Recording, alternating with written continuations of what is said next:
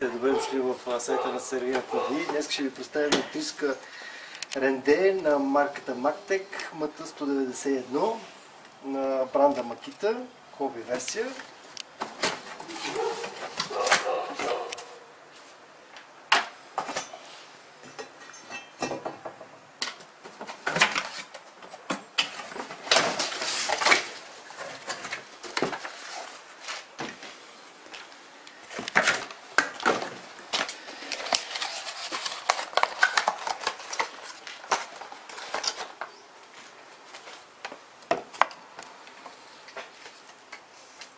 Удобна и практична машина, ширина на рендос на 82 мм с не лош мотор от 580 В.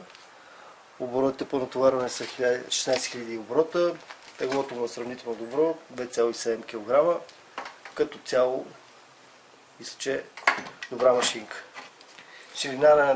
Дълбочина на рендосване от 0 до 2 мм. Разграфери са, показани са, може да покажем, 0 до 2 през 5 мм. Има възможност за включване към пръснокачка и това е общо взето. Цяло. Може да ви пуснем да видим как работи.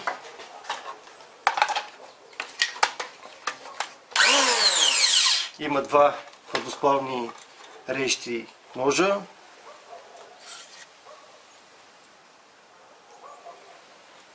V-образен канал.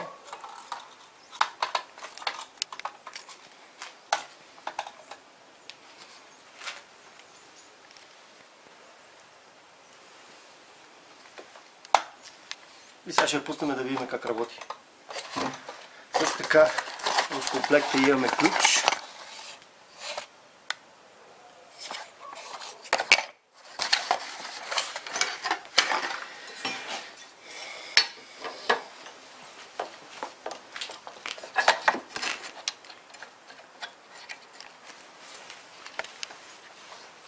Така ще настроим примерно на 0,5 мм.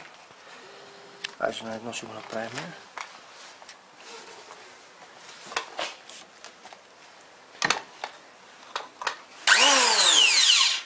И да видим какво става.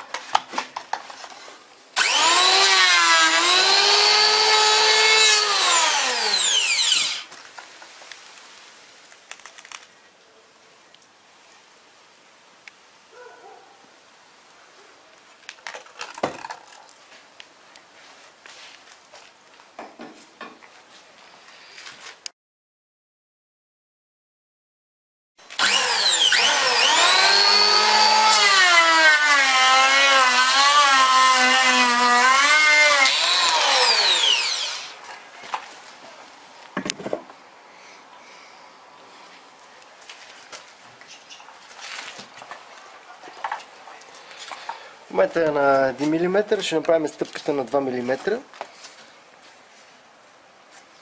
Така.